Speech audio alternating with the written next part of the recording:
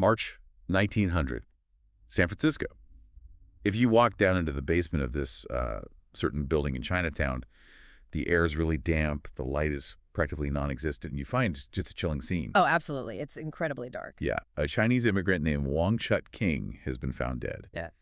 And at first glance, in this bustling, crowded, industrial-era city, this might seem like a tragic but, entirely isolated incident. Right, just another quiet death in a really loud metropolis. Exactly.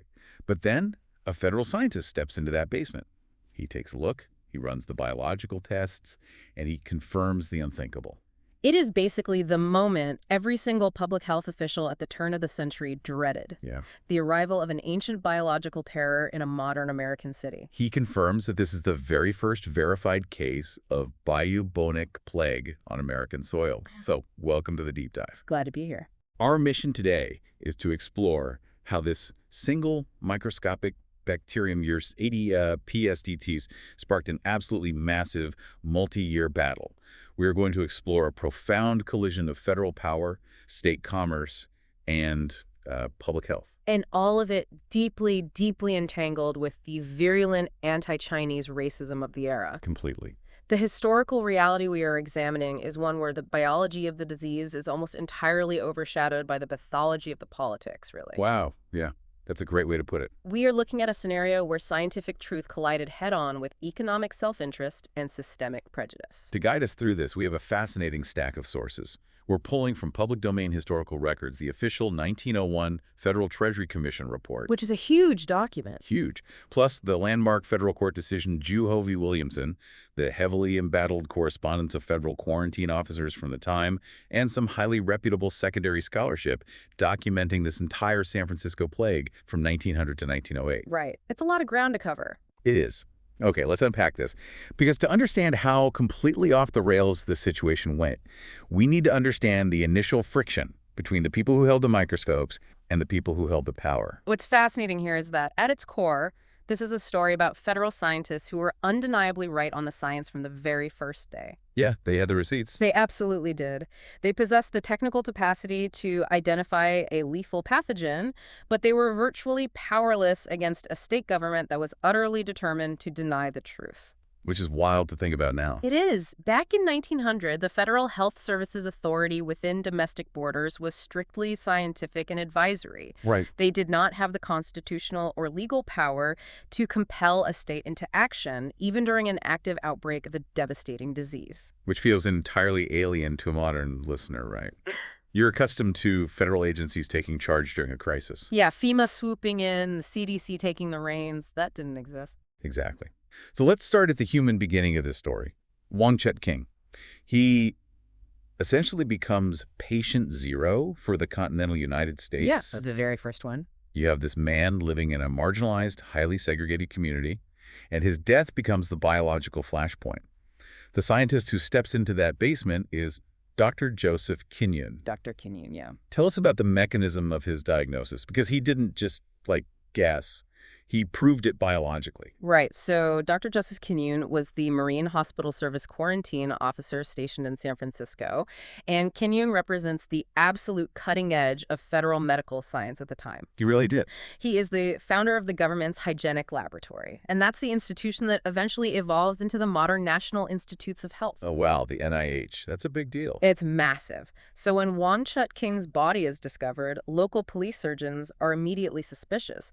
They notice the swollen lymph nodes in the groin and armpits. The bubo. Exactly, the buboes, which give bubonic plague its name.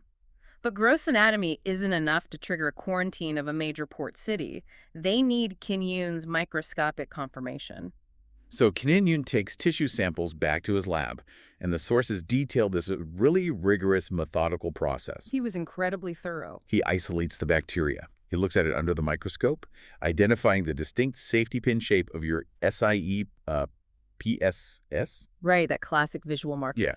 But he goes further to satisfy Koch's postulates. He inoculates test animals, guinea pigs, and white rats, and observes the specific pathological changes over the next few days. Just to prove that this specific bacterium causes the specific disease. He does the undeniable science required to state unequivocally that the plague has arrived. The biological proof was ironclad.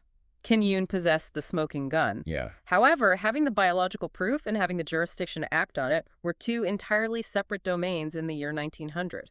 It feels like Kinyoun was a fire inspector who discovers a massive, catastrophic gas leak in the basement of a crowded apartment building. Right, a ticking time bomb. But his only legal power is to just hand the landlord a sticky note about it, while the landlord flat out refuses to evacuate the building.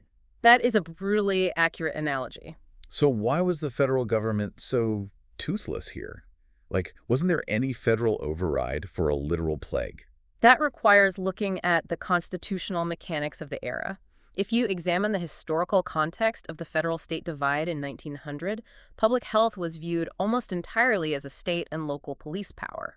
Okay. The U.S. Constitution does not explicitly mention public health. Therefore, under the 10th Amendment, those powers were reserved to the states. Interesting. So where did the federal government fit in? The federal government, through the Marine Hospital Service, maintained jurisdiction over the borders and maritime quarantines. Their mandate was preventing diseases from coming into the country via ships. Oh, I see. So they were the gatekeepers, but they had absolutely no authority over the interior of the house. Precisely the structural limitation they faced. Once a disease crossed state lines and established itself within a municipality, the state held the monopoly on action. Right.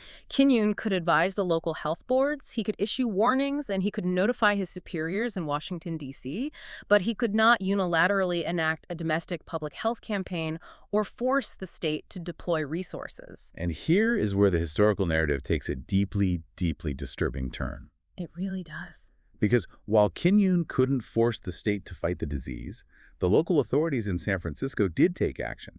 They didn't just sit on their hands. No, they acted very quickly. But instead of treating a biological threat using the scientific methods Kinyoun recommended, they treated it as a racial problem.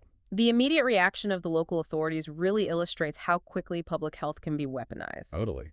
They looked at Wong Chut-King's death not as an epidemiological warning about a bacterium spreading through an urban environment, but as an excuse to scapegoat the entire Chinese community. The sources describe this horrifying physical response.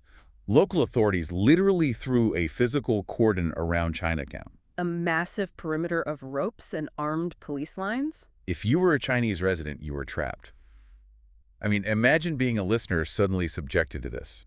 You're confined to a neighborhood where a deadly disease has just been identified. And you're simultaneously denied standard civil liberties. Yes. The police restricted the movement of Chinese residents and only Chinese residents. White business owners and residents within the exact same geographic area were frequently allowed to just pass through the lines. They could just walk right past the guards. Unbelievable. The historical record clearly establishes the anti-Chinese racism driving these policies. It was a demographic quarantine, not a biological one. Right. The local board of health began floating incredibly discriminatory preventive measures, and that word, preventative, is used extensively in their documentation. And one of those preventive measures was just wild. One of the most severe proposals involved forcibly inoculating only Chinese people with Waldemar Haffkine's experimental prophylactic vaccine. Which, as the medical sources from the time note, was incredibly brutal. It wasn't like getting a modern flu shot. Not at all.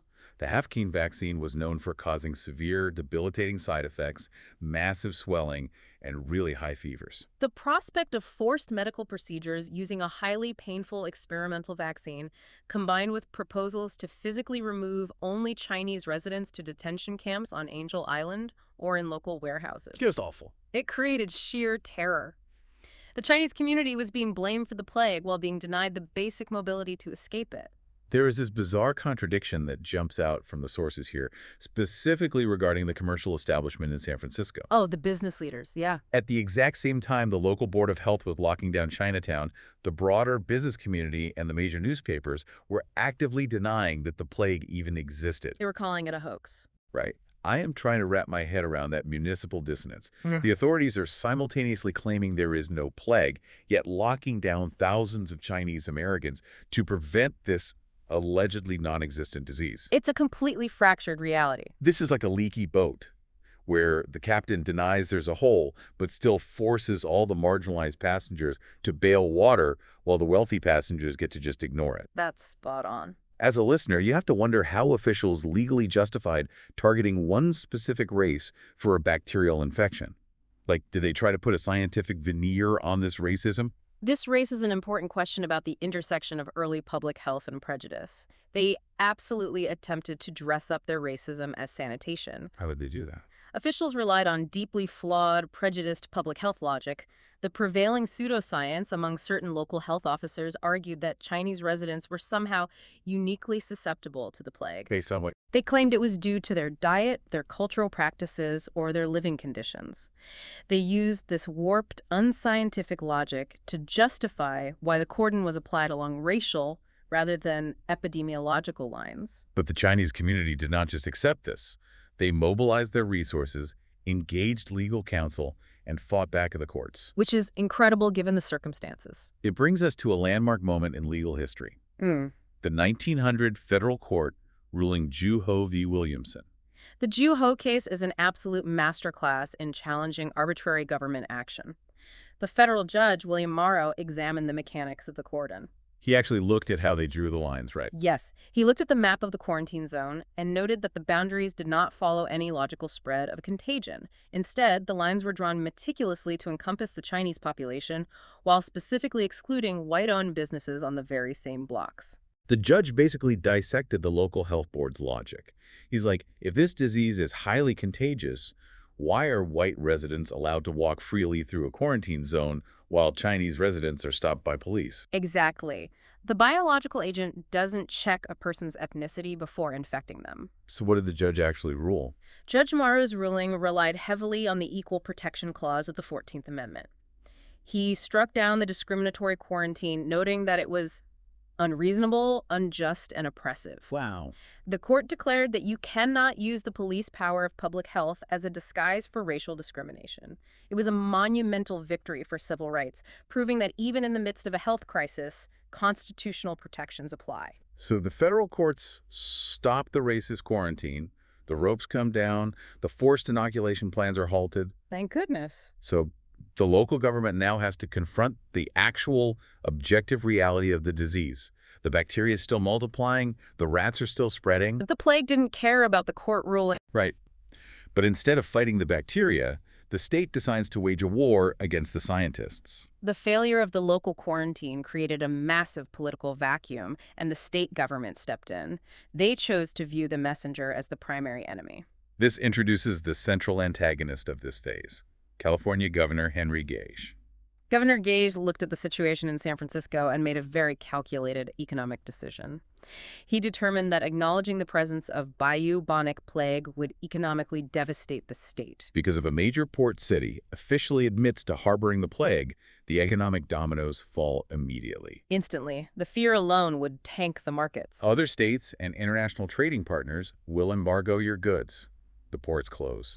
The lucrative railroad lines that transport California's agricultural products eastward come to a grinding halt. And San Francisco was the economic engine of the West Coast. So Governor Gage decided that the financial health of the state's commerce and railroads was vastly more important than the biological health of its citizens.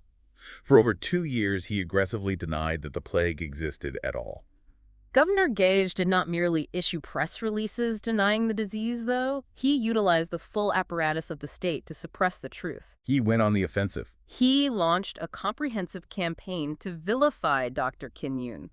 He branded Kinyoun and the local Board of Health as plague fakers. Plague fakers. Yeah, insisting the deaths in Chinatown were due to syphilis, tuberculosis, or food poisoning. Anything but the plague. The vilification campaign is just staggering to read about.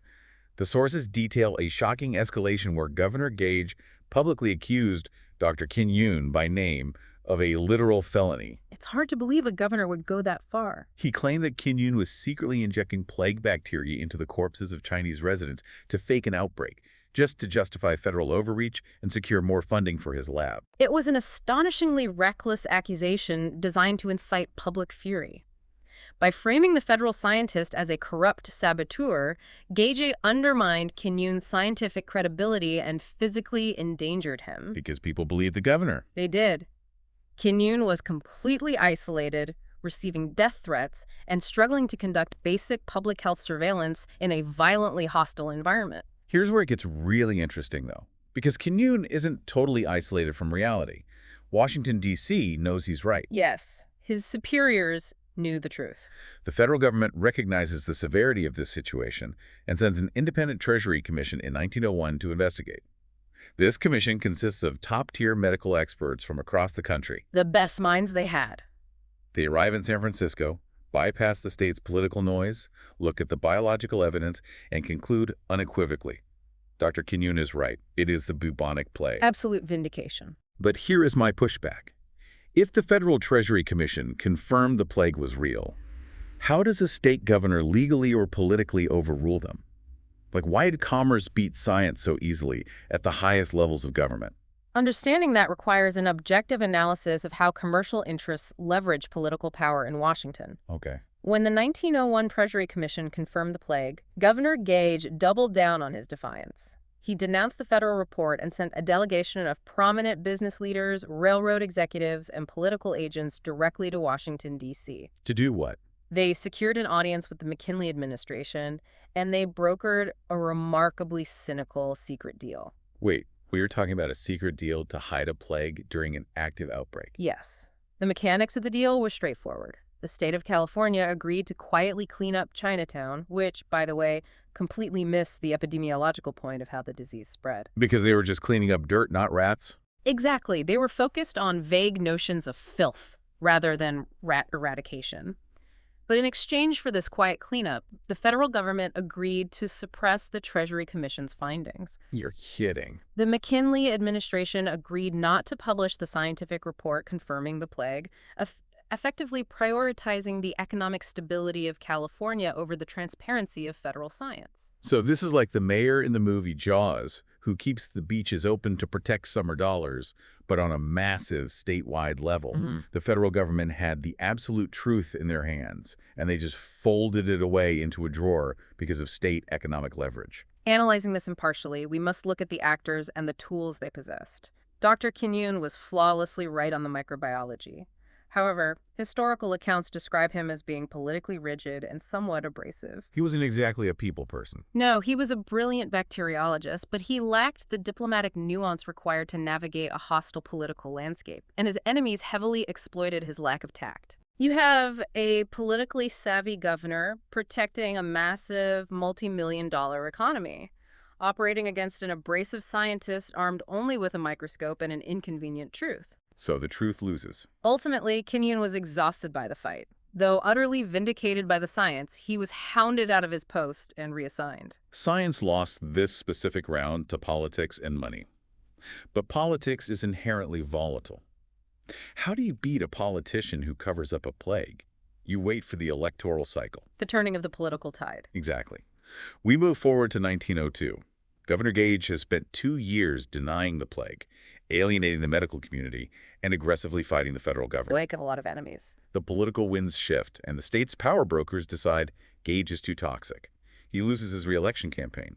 His successor is a man named George Pardee, and Governor Pardee happens to be a physician. The election of Governor Pardee alters the entire landscape of the crisis. You suddenly have a state executive who understands germ theory. Someone who actually gets it. Someone who respects empirical evidence and who recognizes that denying a biological reality does not make it disappear. So the state of California is suddenly willing to cooperate with federal officials. The era of denial is over. This opens the door for a radically new approach. A huge breath of fresh air. In February 1903, Surgeon General Walter Wyman dispatches a new Marine Hospital Service officer to San Francisco, Dr. Rupert Blue. Rupert Blue brings a fundamentally different epidemiological philosophy to the city. If we contrast Blue's approach with the racist cordons of 1900, the methodological difference is stark. How so? Blue did not view the human victims as the enemy. He looked past the human population and targeted the actual reservoir of the disease. He launched the first federal rat-eradication and sanitation campaign in United States history. The sources outline the mechanics of this rat war, and it is a fascinating shift from policing people to engineering the environment. It's all about the environment. Blue understood the biology of the transmission, but how exactly does your Inche PSIsis move from a rat to a human? The transmission mechanism is an incredibly precise biological process. The bacterium is carried by the rat flea. Okay. When a flea feeds on an infected rat, your SINEE pestis multiplies in the flea's digestive tract. It forms a dense biofilm that physically blocks the flea's proventriculus. This is like a valve, right? Yes, a valve connecting the esophagus to the midgut. So the flea is starving because no blood can pass into its gut. Oh, wow. In a frantic attempt to feed, the flea bites its host repeatedly, regurgitating the plague bacteria directly into the bite wound. That is horrifying. And when the rat population begins to die off from the plague, these starving, infected fleas abandon the dead rats and seek new hosts, which often happen to be humans living in close proximity. So Blue realizes that to stop the disease in humans, you have to break the chain of transmission at the source. You have to separate the rats from the human environment. His campaign was a massive undertaking in structural sanitation. It was an engineering solution to a biological problem. What did that actually look like on the ground? Blue's teams weren't just putting out a few mousetraps. They were saturating cellars and basements with carbiolic acid, a potent early disinfectant that killed the fleas on contact. Right. They were trapping and scientifically testing tens of thousands of rats to map the exact spread of the infection. They were physically altering the architecture of the city. The sources describe them demolishing wooden shacks and lean-tos because those structures provided perfect nesting grounds for rats. Taking away their homes. They forced property owners to lay down concrete and asphalt over dirt floors, permanently denying the rats subterranean shelter. Blue acts more like a structural engineer and an exterminator than a public health officer imposing quarantines. But this makes me wonder about the timeline. Why didn't Kinyoun just initiate this kind of structural sanitation campaign back in 1900? That's a great point. Was Rupert Blue simply a vastly superior scientist? Or did Blue just arrive with better PR? If we connect this to the bigger picture of early 20th century science, it was not a matter of scientific superiority. Kinyoun was well aware of the emerging global consensus connecting rats to the bubonic plague. The international scientific community was solidifying that exact link during those years. So why didn't he do it? The difference was entirely the political environment. Blue's success was utterly dependent on having the institutional backing of Governor Party E and the cooperation of the newly compliant local health boards. Kinyoun had a state government trying to frame him for a felony. Blue had a state government passing municipal ordinances to help him pour concrete. Precisely. Federal science, especially under the constitutional limitations of the era, required local political will to enact real boots-on-the-ground change. Right. Blue could only succeed because the state permitted him to act. And the structural approach works. By 1904, the rat war is deemed successful, and the first epidemic is officially declared over. A huge victory. The concrete is poured, the rats are managed, and San Francisco breathes a massive sigh of relief. The plague seems to be a closed chapter until, well, the earth literally splits open. April 18, 1906. The Great San Francisco earthquake and the massive fires that followed. It is one of the most catastrophic natural disasters in American history. Whole swaths of the city are leveled. Completely destroyed. And from a public health perspective, the sheer volume of rubble creates an absolute paradise for the surviving rat population. The earthquake fundamentally altered the ecology of the city. The subterranean infrastructure, the sewers, the water lines, the carefully poured concrete basements was cracked open or utterly destroyed. Leaving nowhere safe. In the ruins of the city, amidst the makeshift refugee camps and the debris, the rat population exploded, unhindered by the structural barriers Blue had erected years earlier. Which brings us to August 1907. The plague flares up again. A second outbreak begins. But the demographic data from the sources reveals a stark difference. A very telling difference. This outbreak is not centered in Chinatown. The majority of the victims in 1907 are white San Franciscans living across various newly settled districts. The demographic shift provides a clear historical control group for analyzing the political response. And the response from the city's leadership in 1907 is one of the most glaring examples of hypocrisy in American public health history. It is stunning to read the newspaper editorials from 1900 side by side with 1907. Night and day. When the victims were Chinese residents in 1900, the response was denial, economic cover-ups, and racist cordons. But now, in 1907, when white citizens and the broader, wealthier business districts are dying, suddenly, the political and business leaders don't just admit the plague is real, they actively demand a massive, transparent public health campaign. The commercial elite practically begged for federal intervention. They formed citizen committees, raised private funds to support sanitation efforts, and fully embraced the scientific reality they had viciously denied just a few years prior. So what does this all mean?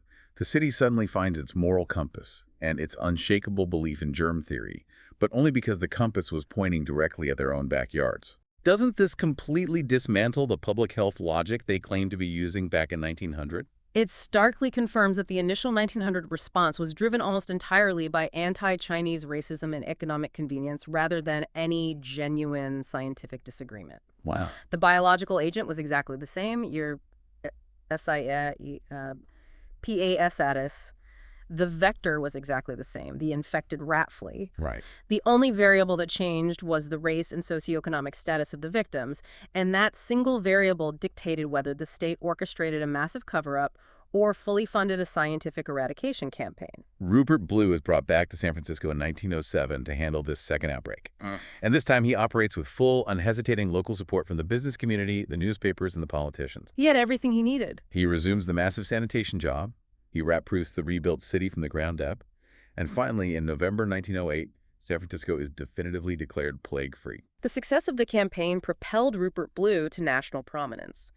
He goes on to become a highly respected figure and is later appointed Surgeon General of the United States. A completely different trajectory than Joseph Kinyoun, who was chased out of town, his reputation battered, simply for being right too early. A real tragedy. But here is the lingering tragedy of this entire saga. While the city of San Francisco was finally declared safe in 1908, the years of cover-up and delay had a permanent, invisible cost. A cost we're still paying today. That 2-year period where Governor Gage pretended everything was fine allowed the bacteria to quietly expand its territory far beyond the city limits. The ecological consequence of the political delay is perhaps the most enduring legacy of the outbreak. Because the plague was allowed to fester, completely unaddressed from 1900 to 1902, your Escherichia pestis escaped the urban environment. It moved from the domestic rats of San Francisco into the local wildlife, specifically the ground squirrels in the surrounding counties. This transition from an urban rat population to wild rodents is what we call sylvatic plague. The disease became permanently established in the wild rodent ecology of the American West. Wow. It spread among prairie dogs, chipmunks, wood rats, and ground squirrels.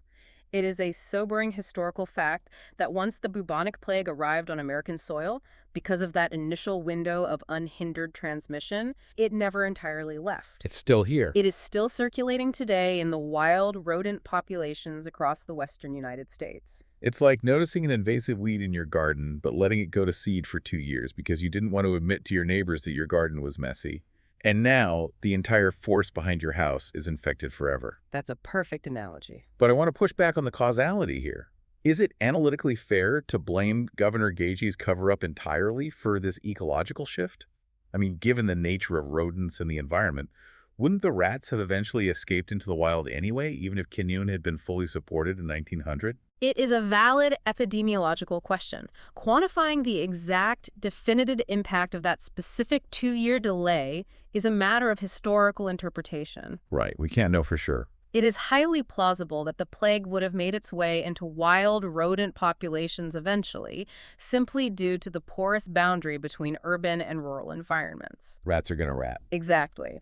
However, it is undeniable that a swifter science-based response in 1900, such as the structural sanitation Blue enacted later, would have severely mitigated the initial spread. So they made it infinitely worse.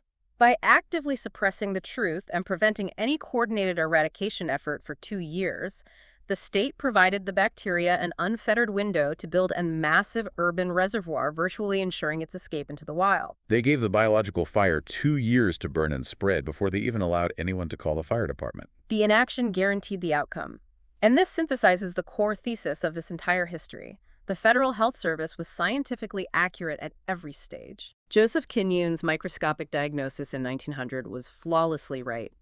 Rupert Blue's epidemiology and structural eradication in 1903 were right, but possessing scientific truth did not equal possessing political power. Right. They were just advisors. They were nearly powerless against state defiance. And tragically, the failures of early American public health, driven first by commerce and deeply entrenched in racism, fell hardest on the least powerful people. The Chinese community was trapped and scapegoated, bearing the brunt of the state's policies while the bacteria quietly and irreversibly spread. And it's a dark chapter. It is a profound, incredibly complex history. To briefly summarize our journey for you, we started in that dark basement with Wang Shut-King's tragic death, which brought the plague to American shores. And then we watched Dr. Kinyoun execute perfect science only to get vilified. Exactly, threatened just for telling the truth. We saw Governor Gage orchestrate a massive 2-year cover-up, actively suppressing federal findings just to protect the port and the railroads. We examined the horrors of a racist cordon that treated a bacterium as a demographic issue and the landmark court case that struck it down. And finally, we saw Rupert Blue's triumphant, if belated, rat war that proved science can win, but only when the political machinery permits it to operate. It's a stark reminder that being right in the laboratory is not the same as being in charge of the response. And this history leaves us with a lingering, provocative question. What's that? We observed how local economic fears and political denial paralyzed a vital scientific response in 1900, ultimately altering the permanent ecosystem of the American West. Yeah. When you consider the structure of our government today, with state and federal powers constantly operating in tension, you have to wonder. Wonder what? If a new, unprecedented biological threat arrived tomorrow, have we actually fixed the structural vulnerabilities that allowed a state executive to simply opt out of reality?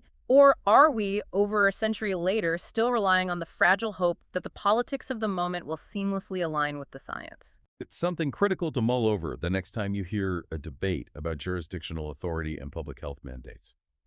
Thank you for joining us on this deep dive into the historical sources. Just remember, the next time you think of a medical diagnosis as something clean and straightforward sometimes, the real muddy waters aren't under the microscope. They're flowing directly out of the governor's mansion. We'll catch you next time.